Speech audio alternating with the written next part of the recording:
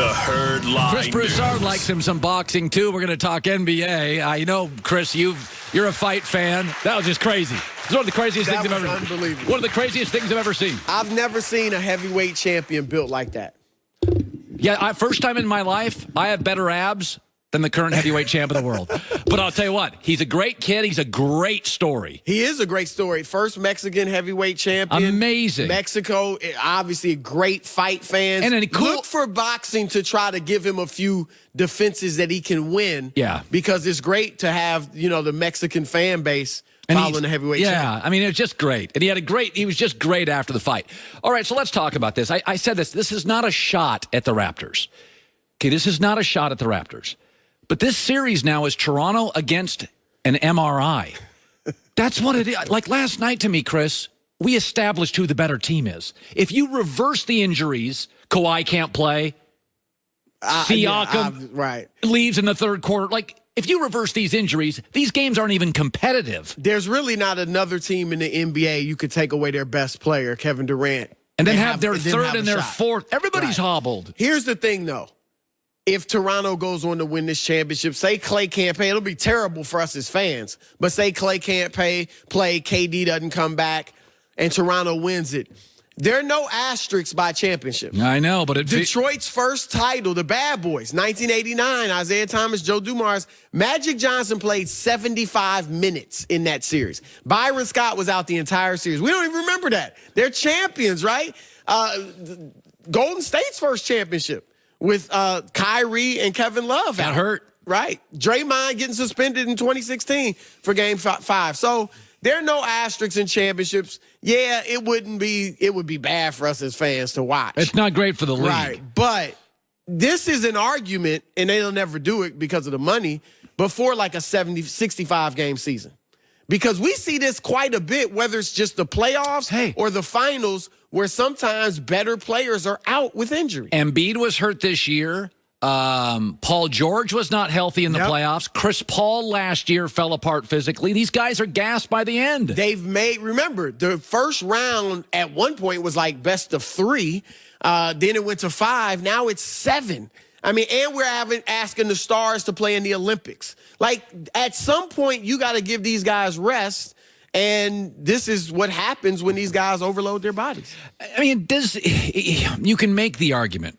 If Klay Thompson plays in Game 3, I think the Warriors win the series. I think they win both games. If he plays. If he doesn't, I'll take Toronto in Game 3 if Klay's not out. I mean, you're not going to beat Toronto. Toronto's a real team. You're not going to have no KD, no Klay Thompson. That would be incredible if they could. I don't think you can. I can't see that either. So, but here's my thing. Did Toronto blow their chance last night in the beginning of the second half in that 18-0 run? Was that the finals? Well, look, I want to give Golden State all the credit for last night. Obviously, there were some missed opportunities by Toronto, but Golden State was the epitome of next man up.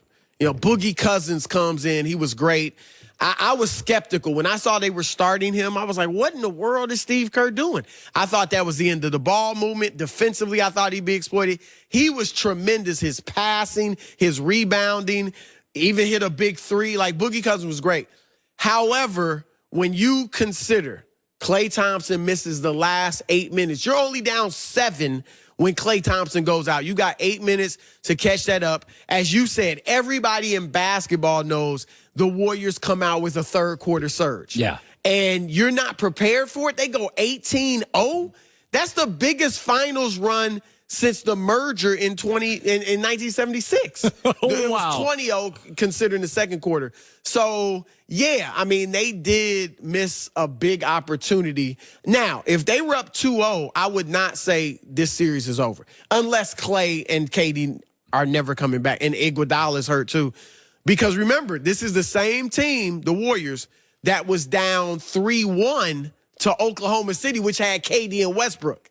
So I still wouldn't have written off the Warriors. But, yeah, you're up 2-0. You're feeling much better about yourselves. I just throw this out in regards to Kawhi Leonard. His field goal percentage has gone down in every series. His knee is not good. And, you've made some moves. Joy has, I have. When you make a move cross-country or to a different company, people tend to think you know a year out what you're going to do, and it just doesn't work that way. Right. It doesn't. You get out the yellow notepad, pro, con, and I keep coming back to Kawhi Leonard. If the Raptors lose this series, Kawhi Leonard's reality is it's the same guys back next year, and we couldn't beat the Warriors, who are a hobbled mess, and I can't rely on a single player, and we don't have any, until Lowry and Ibaka's contracts come off the books. Which is 2020. 2020. Right. And it's like, I look at Kawhi and I think, Kawhi's looking at his numbers. He gave you points last night, but he's shot. He looks exhausted. I think when the season ends and Kawhi goes back to his apartment for a couple days before he goes back to L.A., his reality is, like, this is a one-man show on most nights. Well, look, I would say there are a lot of basketball reasons for him to stay. Because if you go to the Clippers, you're likely to be the only superstar they get. Superstar, but they can't afford another star. Yeah, they'll have extra money, but will they get somebody else? My thing is, if he goes to the Clippers, that's like Toronto West. They'll be great. They've got great role players around him. It'll be, to me, it's a very similar situation. So I think there are a lot of basketball reasons for him to stay. You mentioned Ibaka, Gasol. They come off the books in 2020. Right. So, I mean, granted, we know they're not a free agent destination. Does he want to do this, though, again next year? Well, here's Same the roster. thing. Here's the thing. A lot of people now are talking about maybe he takes a short-term deal. There's been reports even he stays in Toronto on a short-term deal. We saw LeBron do it, and you could say, oh, LeBron finally accepted a long-term deal with the Lakers, and now he's stuck. So maybe he wishes he had done the short-term deal. Kawhi's different. As physically tough, strong, imposing as he is, his body is fragile. We see it now. He does not look, as good as he's playing, he does not look like he has the explosiveness that he had early in the playoffs. And so his body, he's never played more than 74 games in his 8 years. Good point. He's only played more than 66 games twice. Thank you. Okay, so he's already given up $30 million to leave San Antonio. He needs to secure the bag. Thank you. Like this, he needs to get, whether it's staying in Toronto and getting all the money or going elsewhere long term to get those 4 years, 140, 150, whatever it is. He needs to do it because who knows how long. We're not looking at Iron Man here, Karl Malone or LeBron James. By the way, those numbers you point out are true. I didn't mention them, and it's a really smart point by you. You know the old saying, people will tell you who they are, believe them. Kawhi's going to give you about 70 games a year. He doesn't have LeBron's Superman body. He just doesn't. Colin, this is after 22 games of load management rest. Right. This is after playing only 9 games a year ago. So, no, we don't know how, as great as he is, we don't know that he's going to, 5 years from now, he's going to be ready for another max deal. Age-wise, you would think that, but his body looks like it's frail. Okay, so let's, in fact, let me take a break and bring it back. Because I got a couple questions here. I'm going to throw some stuff at you. I'm not throwing like a 74-mile-an-hour slitty. I'm going to throw some big heat with Chris Broussard. Don't forget, top of the hour, we're calling is right. We're calling is wrong. Don't go anywhere. Nothing compares to Butcher Box when it comes to getting the best high-quality meat conveniently delivered right to your door. Okay? I got a box about a month ago. Pork chops are unbelievable. 100% grass-fed and grass-finished beef. Okay, they work closely with the best farms and companies that are committed to raising animals humanely. No added hormones or antibiotics ever. Free-range organic chicken. Wild-caught sockeye salmon from Bristol Bay, Alaska. That is fantastic. Over 20 different cuts of meat to choose from and free shipping.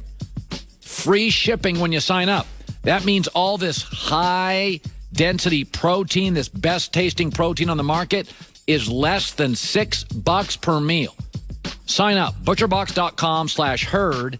They'll throw in the ultimate barbecue bundle, which is $20 off, a couple of New York strips, baby back ribs, and more. Do it before it's too late. butcherbox.com/HERD. Reminder, you have a run. I heard rug. A rug typically does not extend over an entire floor. Flour is most commonly used in